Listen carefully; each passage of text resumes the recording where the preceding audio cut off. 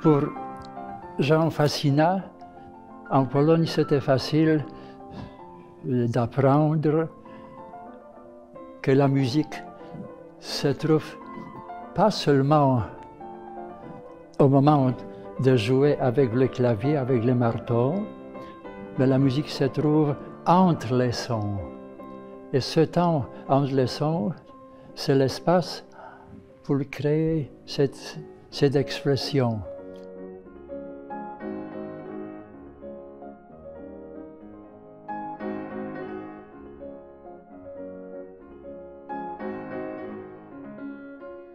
En 1961, comme boursier du gouvernement polonais, j'ai passé 9 mois à Paris. Alors c'était le temps, beaucoup de temps pour ensemble parler, bavarder, écouter, se promener, tout ça. Alors, il était pour moi un bon ami avec lequel je pourrais discuter tous les problèmes.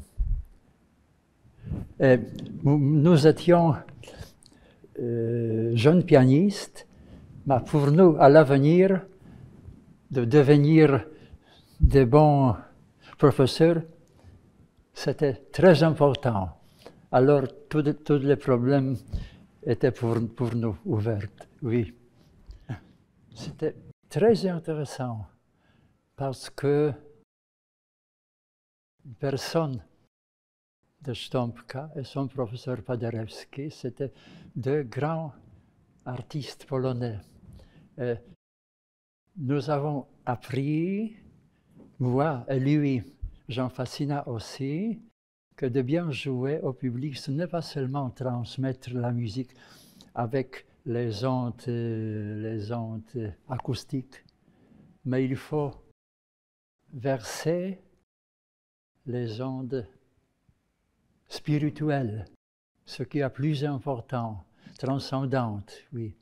Alors nous avons rencontré l'histoire d'un monsieur qui a écouté Paderewski.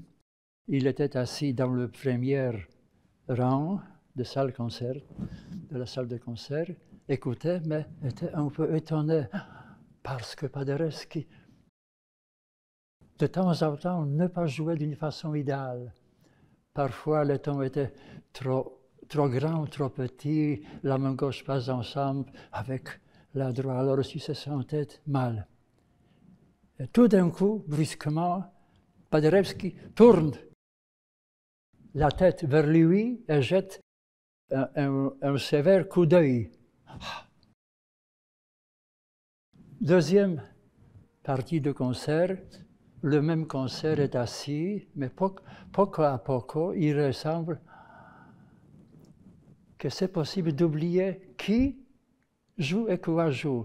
Il se sentait très heureux comme une personne qui se trouve dans le ciel. Le concert finit avec grand applaudissement, mais lui était très heureux, et comme le public, ils n'ont pas voulu de quitter la salle de concert tout de suite. Alors, pour Jean Fasina, en Pologne, c'était facile d'apprendre que la musique se trouve pas seulement au moment de jouer avec le clavier, avec le marteau, mais la musique se trouve entre les sons. Et ce temps entre les sons, c'est l'espace pour créer cette expression. Et le pianiste, il a su, et moi, vous savez aussi, peut s'imaginer qu'il n'est pas seulement un monsieur qui attaque le clavier, mais il est comme le dirigeant qui a sa position à un orchestre, le chanteur. Je dirais, une fois, je parlais avec Rubinstein, il a dit, lorsque je me trouve sur l'estrade, j'imagine que je suis un grand chanteur. Alors, de chanter au piano, même si les marteaux frappent, important. Après, on peut s'imaginer, bien sûr, chaque instrument. Et en Pologne, en plus, il a appris de connaître l'esprit polonais, c'est-à-dire de connaître bien la musique populaire, oui, aussi, je dirais, la vie des Polonais, comment ils pensent, comment ils discutent. Oui, ce qui est très important, de comprendre Chopin comme une personne qui au début habitait en Pologne et après à Paris. Et à Paris, il est très heureux de voir la beauté de cette ville, oui, d'admirer toutes les choses, et parfois en compagnie de grands artistes. Mais en même temps, il était très triste parce qu'il ne pouvait pas retourner à son pays où il a laissé la famille, ses amis. Cela, de comprendre Chopin, qui a toutes les expressions humaines ici, était très important. Jean Fasina a appris de comprendre tout cela. Parce que Chopin, ce n'est pas seulement la musique pour virtuose, mais la musique pour une personne qui ressent profondément la vie humaine. C'est très important d'oublier que le piano, dans les attaques de marteau, mais toujours chanter, s'imaginer toute la phrase depuis le début jusqu'à la fin.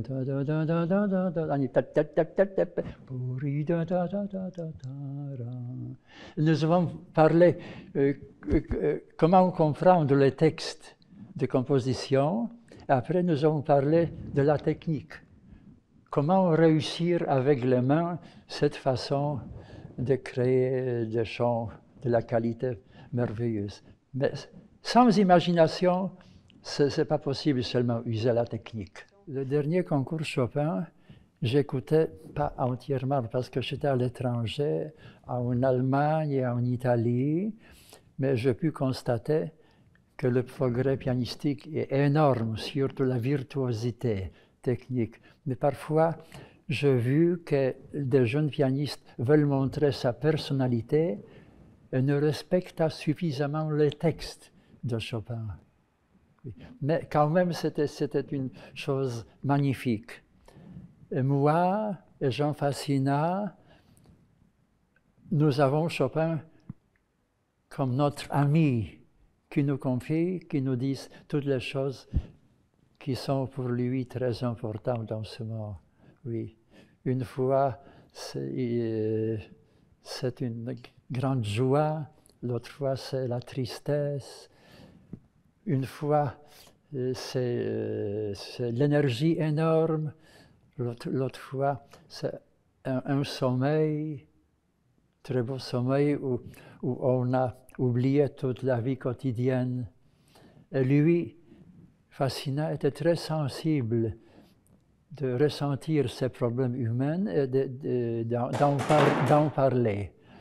Alors pour moi, c'était aussi l'opportunité de dire ce que je pense et aussi confirmer les mêmes choses chez lui, ce qui me faisait spécialement un grand plaisir. Pour nous, pour lui, pour moi, c'était très, très intéressant parce qu'avoir des leçons, mais aussi écouter des leçons publiques.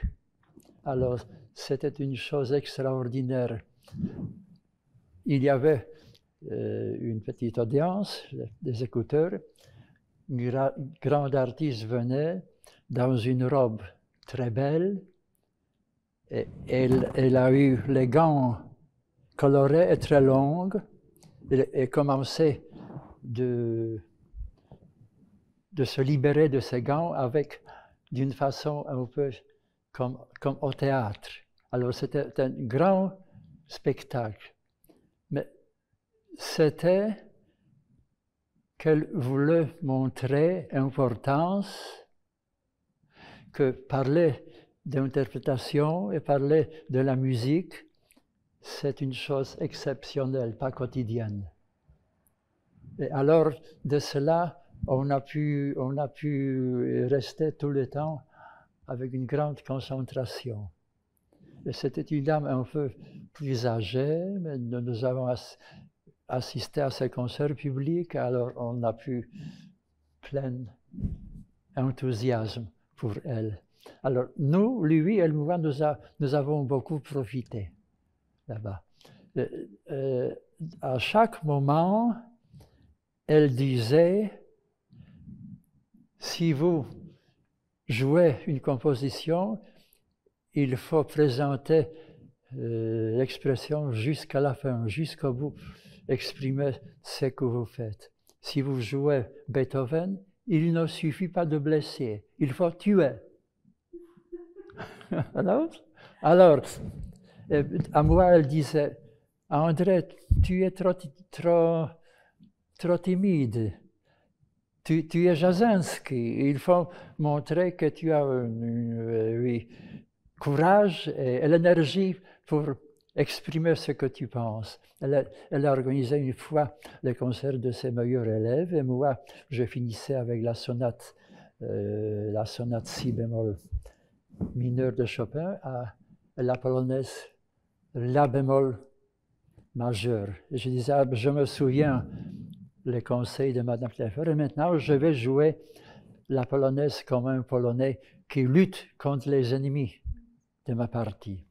Je reçus avec une grande énergie, je voulais qu'elle soit contente. Après,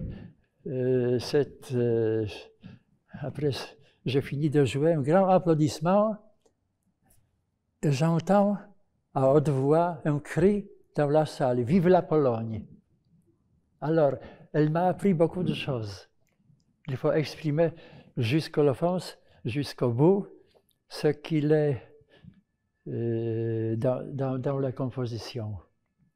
Je crois que Fassina était aussi présent.